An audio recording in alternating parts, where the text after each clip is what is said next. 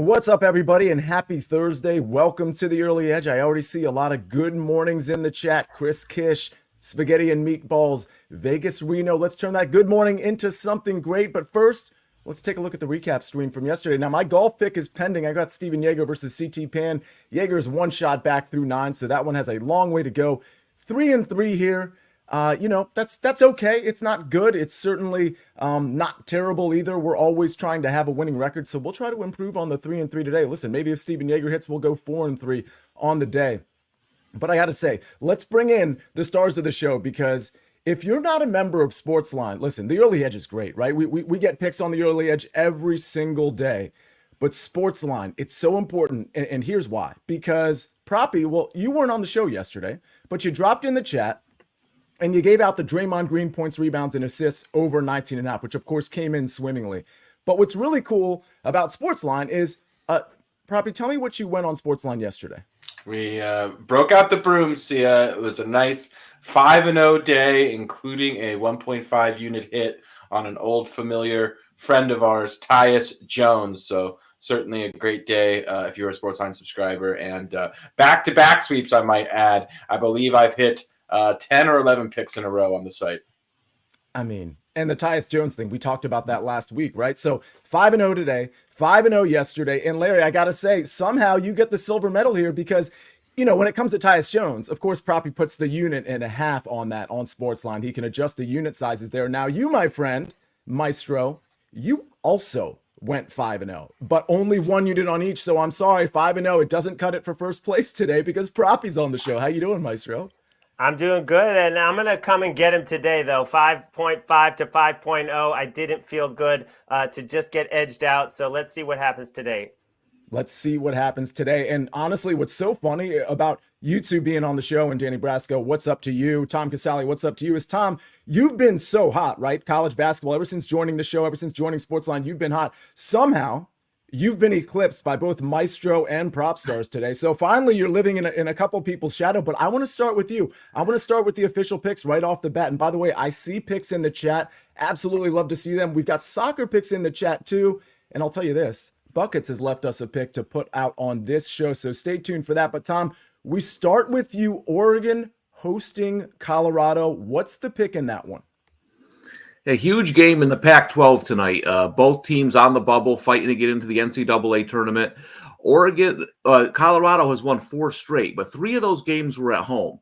Now, they could be without future NBA lottery pick tonight, Cody Williams. He's been out the last 2 games, and they've won, but those were against Pac-12 bottom feeders, Cal and Stanford. Now they go to Eugene, face a hungry Oregon team. I really like this spot for the Ducks. The Buffs have struggled on the road this year. They're not the same team away from home.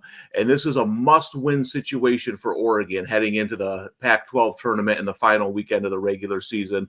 So I think Oregon creates turnovers, gets in transition, easy buckets. First game was 86-70. I had Colorado in that game. The score's a bit misleading. The game was tied with 8 minutes to go, and Colorado went on a crazy run in the final few minutes to make it look a lot worse than it was. I think Oregon gets revenge tonight at home. I took them on the money line, -111, but anything 3 or under I think is good.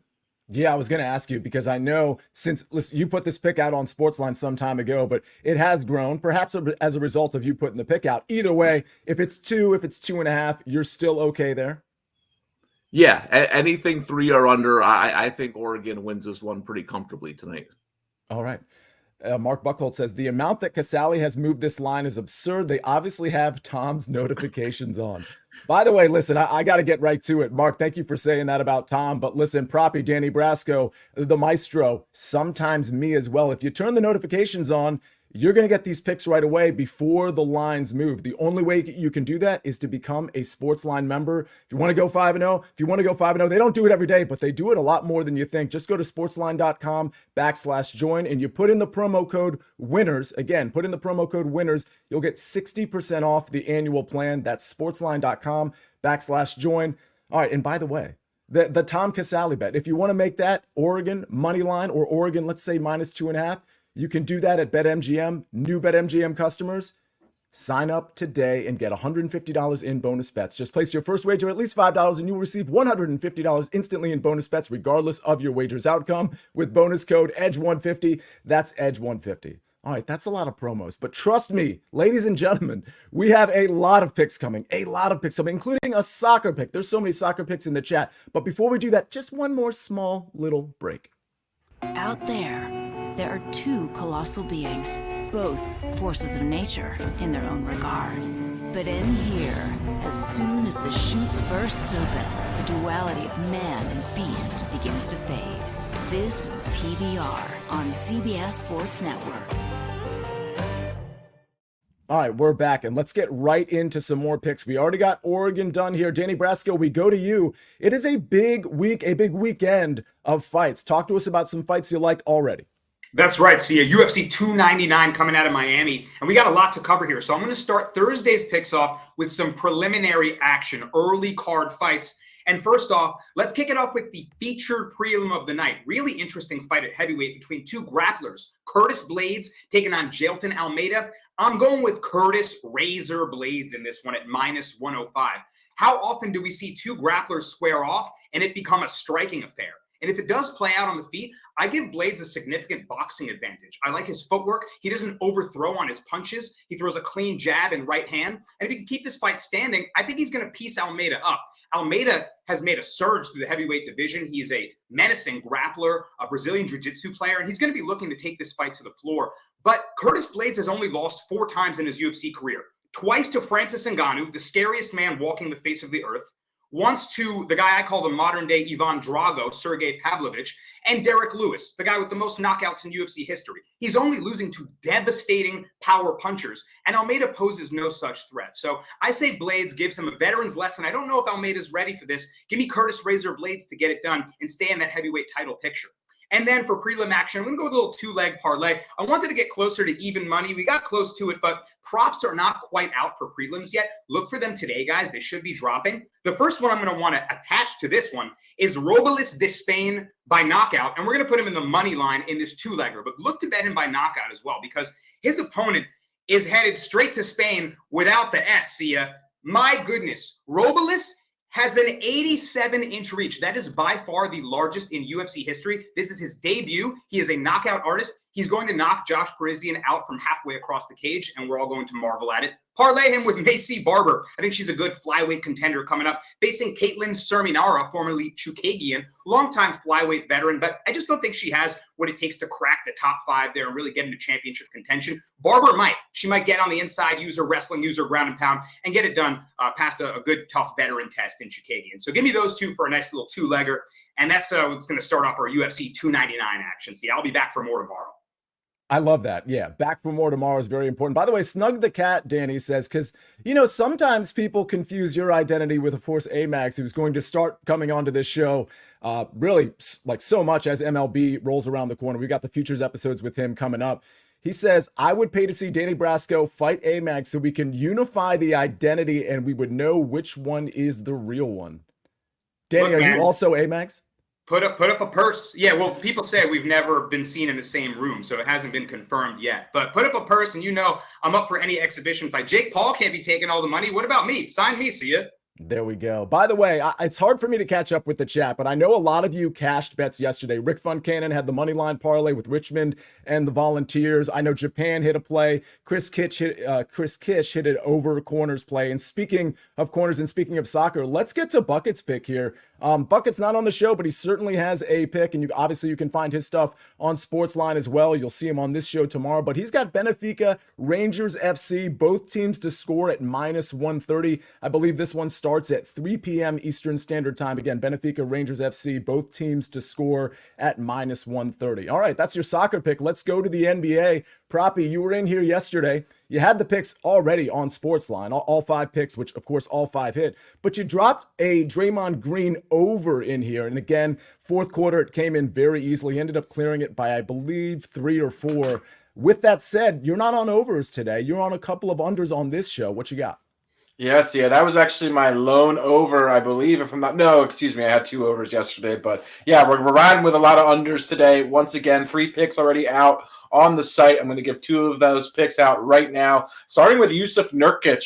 We're going under 31.5 points, rebounds, and assists for the big man. This is the definition of an inflated line. He averages approximately 26 PRA per game. The reason this is kicked up is A, Nurkic has been playing good basketball recently. Just 2 games ago had that 30-plus rebound performance. And B, I think it's a byproduct of Toronto, their opponent, not really having a traditional center. They're using Kelly Olynyk at center as Jakob Poeltl is out at the moment. So I think as a result of that, we're seeing this line a lot higher than it is, but I don't think it's nearly as good as a matchup it might appear at first glance. First and foremost, I've watched this Phoenix Suns team quite a bit, and when they play teams that lack a traditional center, they opt to go small instead of trying to take advantage or exploit a mismatch.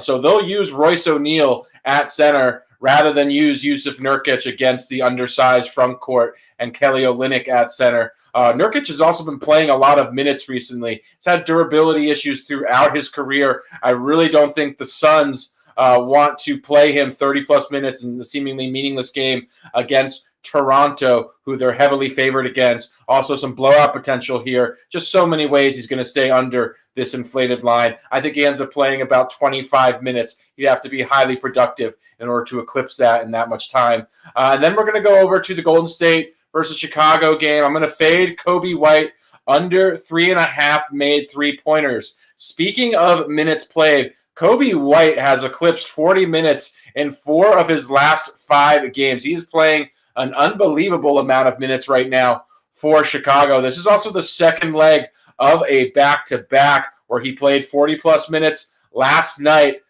So, yeah, this is a tough spot. I don't think he's going to play 40-plus minutes. If you look at their trends over the course of the season on second legs of a back-to-back, Kobe White isn't playing 40-plus minutes in these spots. So I think he plays ultimately 35 to 38 minutes tonight. And you couple that with the fact that it's against Golden State, who are significant favorites, so there's some blow-up potential there. Golden State also defends the perimeter well. They give up the 5th lowest three-point field goal percentage. So, yeah, 4 threes is a big ask, considering Kobe White averages approximately 2.9 made three-point field goals per game. So I think this is a solid spot to fade what is also an inflated line from Kobe White under 3.5 made three-point field goals.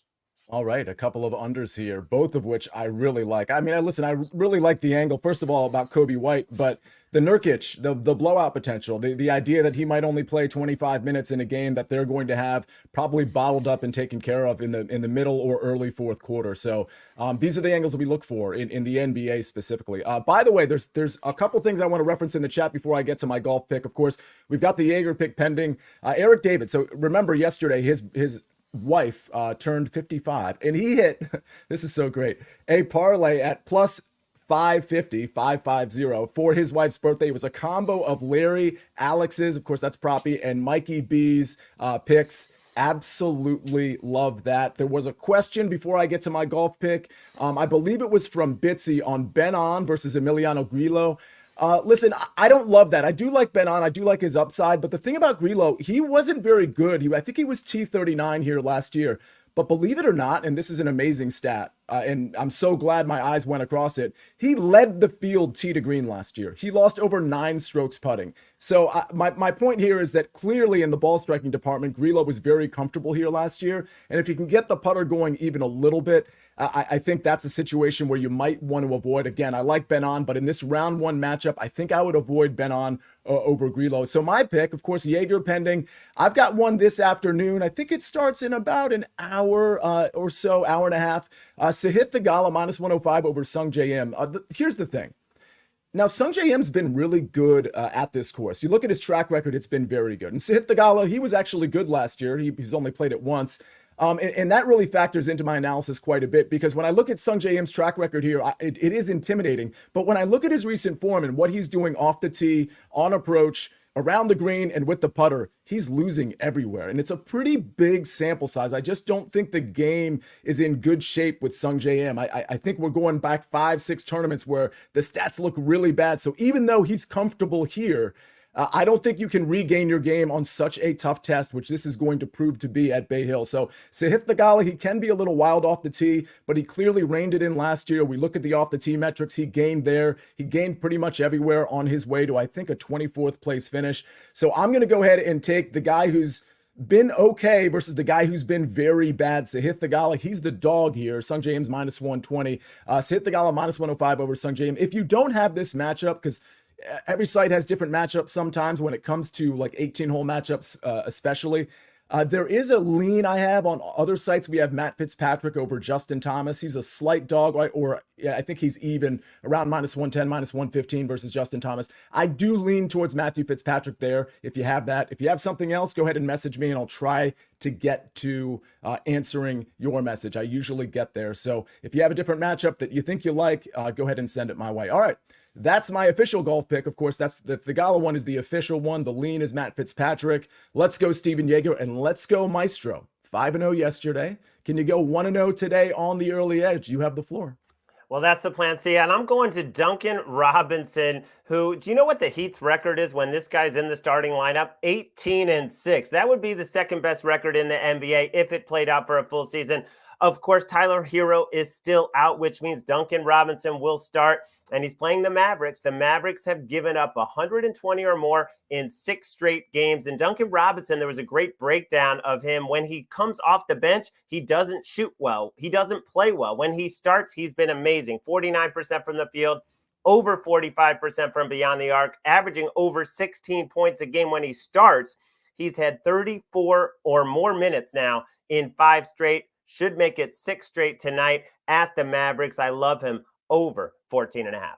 All right, over 14.5. We had another golf pick. I think it was on over Grillo. Of course, that was Lee. That was the one I just answered. Why don't you have any presidential trivia today? I'm always waiting for that. But again, I would stay away from the on versus Grillo one. All right, ladies and gentlemen, so here's what we're going to do. You know what, because it's conference season, right? It's conference tournament season. We're gearing up for March Madness. It's kind of already started, right? So like we've done the last couple of days, we're going to kick some people off and we're going to talk conference tournaments that are just beginning. But before we do that, as Proppy and Danny wave goodbye, I guess you may as well, Danny, you can wave too. I do want to take a look at the recap screen before we get those two out of here. Danny Brasco, he'll be on the show tomorrow with some more fight picks, of course, but he's got Blades money line minus 105 and Despain money line plus Barber money line minus 108. Proppy's got Nurkic under 31.5 points, rebounds, and assists at minus 111. Kobe White under 3.5 threes at minus 127. I've got a round 1 matchup later on today. Theegala over Sung Jae Im. That's minus 105. And Larry Hartstein, Duncan Robinson over 14.5 points at minus 106. Tom Casale, Oregon money line minus 111. He said he would play that under 3. So if you have it at minus 2.5, he's okay with you playing it there. But if you're a SportsLine member, you got that money line at minus 111. And the SportsLine pick from Buckets, it's Benfica, Rangers, FC. Both teams to score minus 130. All right, we bid adieu. Who talks like that? I do. We bid adieu to Proppy, to Danny Brasco. We're going to have Tom and Maestro stick around to talk some college basketball conference tournaments right after this message from our partners. The blackout mystery remains. Welcome to March Madness.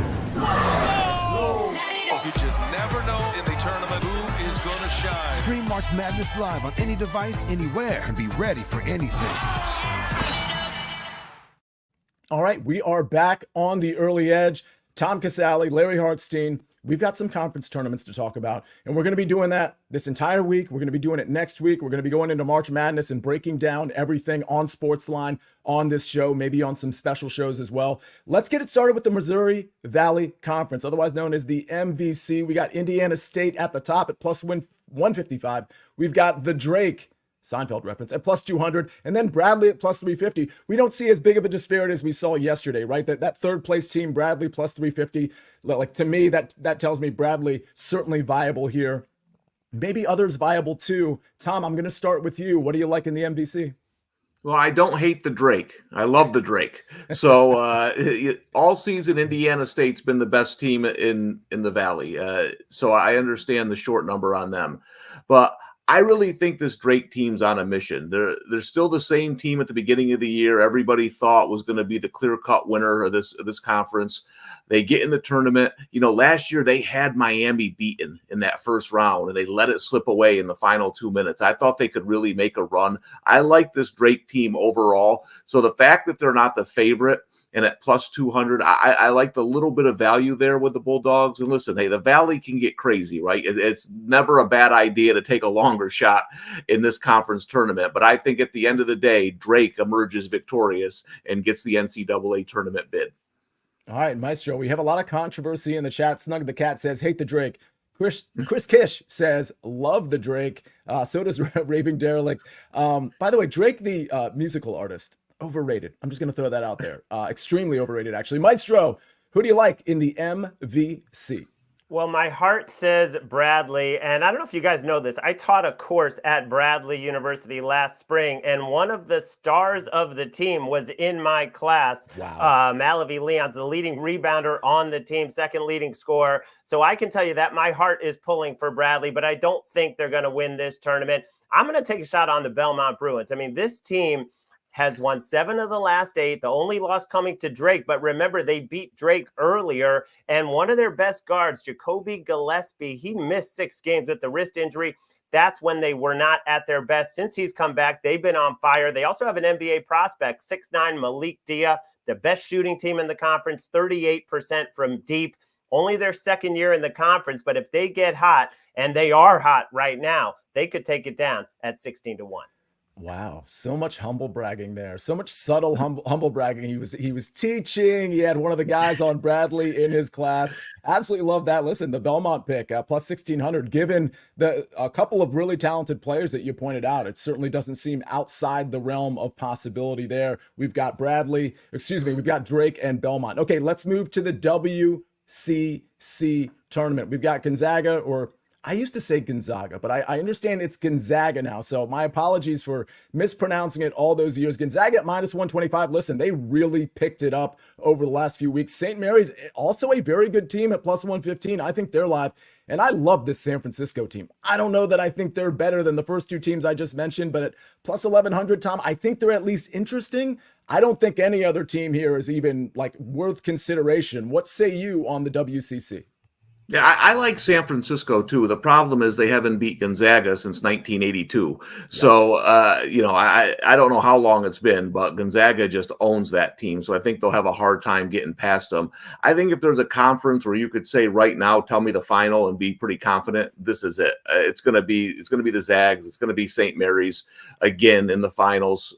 I kind of like the fact that St. Mary's just got blown out by the Zags. They get them again in the finals. I think it's going to be a different story.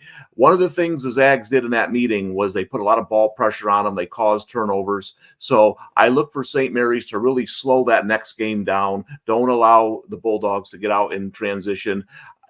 Listen, you go either way here. The fact that one of these 2 teams is plus money was the deciding factor for me. So give me St. Mary's plus money to get revenge in the conference finals, but both teams go into the NCAA tournament.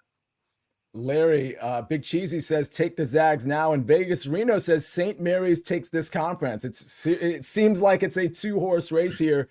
And, I think I would lean toward Gonzaga, but it's very close. St. Mary's plays really tough defense. We know that. Larry, where are you on this one?